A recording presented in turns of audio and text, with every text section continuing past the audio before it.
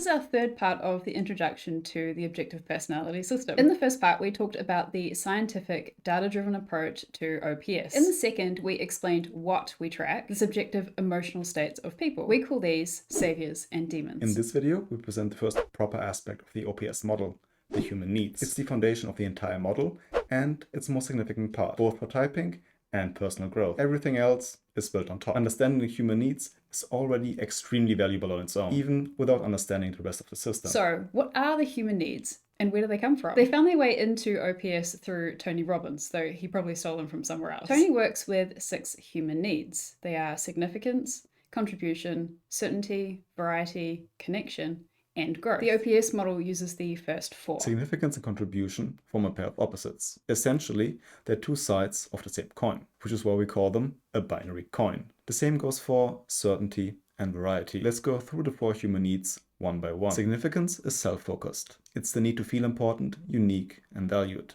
It's about being aware and prioritizing your own perspective. Contribution is the opposite. It's others-focused. It's the need to serve others and receive validation. It's about being aware and prioritizing other people's perspectives over your own. Certainty is the need for stability, security, and predictability. It's less concerned with you and other people, and more with events, circumstances, and things. The same goes for its opposite, variety. This is the need for novelty, change, for the new and exciting. The most important thing to understand about the 4 human needs is that everybody has every need. You will see them in yourself and everybody else. But it's not about one being good or bad. It's about finding a balance between the needs and being adaptable to what's actually going on around you. Essentially, your recurring problems come from overindulging in 2 of them. Okay, now we know what the human needs are, but how did they make it into the OP system? Shannon and Dave were trying to track Carl Jung's cognitive functions objectively, but they couldn't make it work. Then they noticed a connection between the functions and the human needs. The underlying focus was the same. But what are these cognitive functions we're speaking of? Carl Jung described mental processes that we use to perceive information,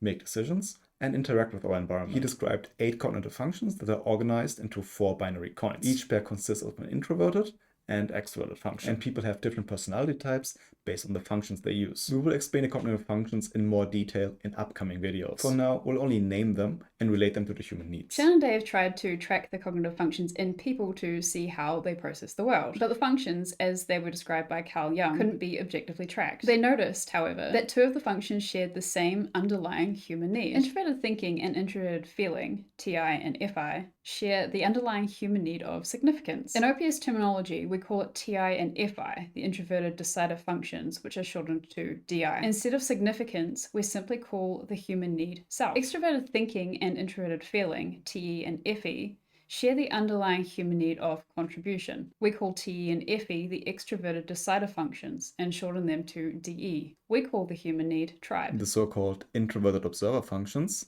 are SI and NI, introverted sensing and introverted intuition. We call the underlying human need organize instead of certainty and shorten it to OI. SE and NE, extroverted sensing and extroverted intuition, are the extroverted observers.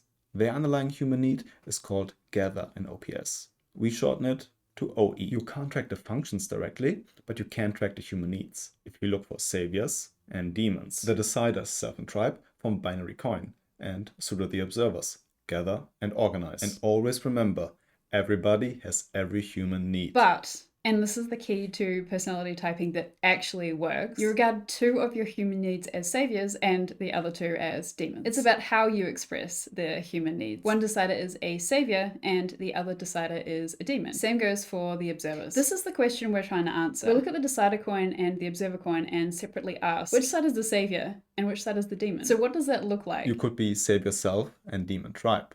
In this case, your obvious responsibility is your own point of view. You're aware of your internal world and subjective experiences, and you act on it. You do it consistently in a calm state. But you also have the tendency to overdo that to the detriment of others. The human need of tribe would be your demon. Being aware of other people's point of view is not your default responsibility. It's the unknown that you fear. Losing your individuality to the tribe causes you anxiety. The other case would be being savior tribe and demon self. The tribe's point of view is your obvious responsibility. You think about what the tribe needs and actively look for validation from them in a calm state. At the same time, you neglect the human need for self. You're unaware of your own perspective and you might not know what you want. You'd prefer for others to tell you who you are. The observer coin works the same way. You can be savior, organize, and demon gather. Your default responsibility is to organize and narrow down information. You prefer going over the same information and have structure and routine. You don't just talk about it, you do it, and in a calm savior state. At the same time, you're wary of new options and fresh information. You struggle to accept it and frame it as chaos. You gather new, but you do it in a forced demon state. You can also be savior gather and demon organize. In this case, the new excites you. You seek novelty and you keep your options open. You gather more in a savior state. Openness is obviously something positive, but organize is your demon. It's the default negative for you and you consistently frame it as such. You don't want to narrow down, exclude, or control. It's not like you can't do it, but when you do it, it's in an awkward demon state. When you type, you don't just look for what people do, and you definitely don't just look for what they say. Always look for saviors and demons, and then cross-check. If they really have one side of the coin as the savior, do they also have the other side as the demon? This is the main concept behind objective typing. In upcoming videos, we'll explore the remaining coins and how their different sides show up as saviors and demons. It's not like you can't do it, but when you do it, it's in an awkward demon state. Yes, it's like us blasting.